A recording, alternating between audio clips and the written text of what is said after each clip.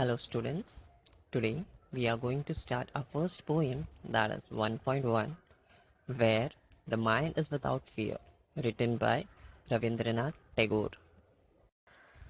Where the Mind is Without Fear is a poem written by Rabindranath Tagore. This poem is one of his vastly read and discussed poems. This poem was first originally composed in Bengali in 1900 and then he himself translated in English in 1911, which later appeared as a poem in his winning anthology Geetanjali, which was published by the Indian Society, London in 1912. This poem was written when India was under the British rule. This poem was written in the form of a prayer to the God, the Almighty, for a freedom of his country.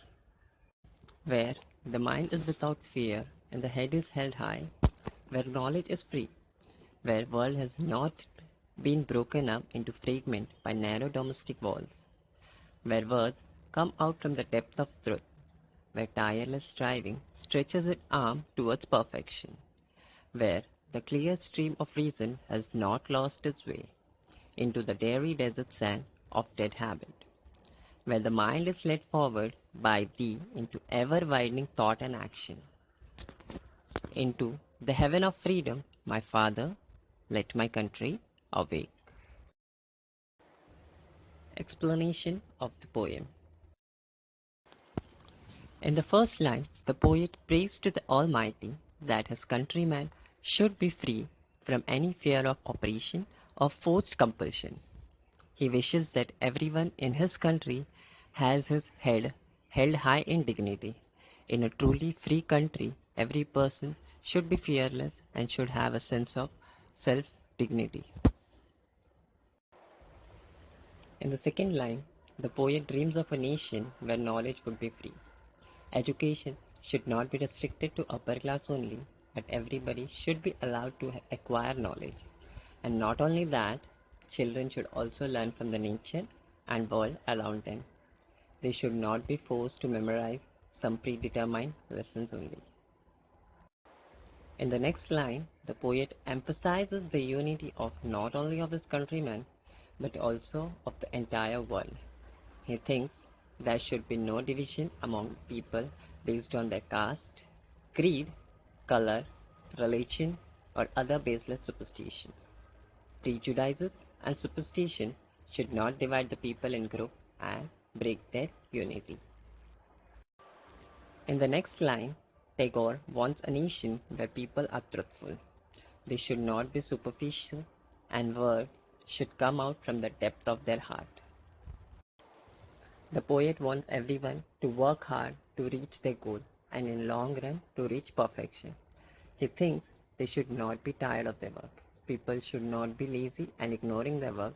They should be energetic and should complete their work. In this line, the poet compares reason or logical thinking to a clear stream.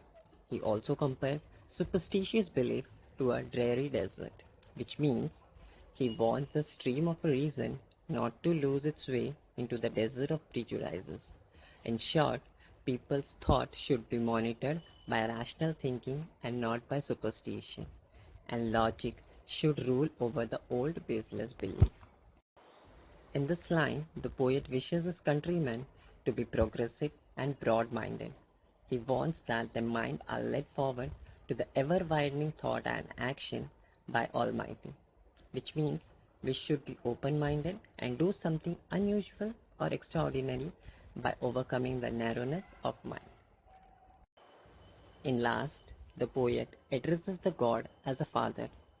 He asks him to awaken his country into such a heaven of freedom where the above condition meet.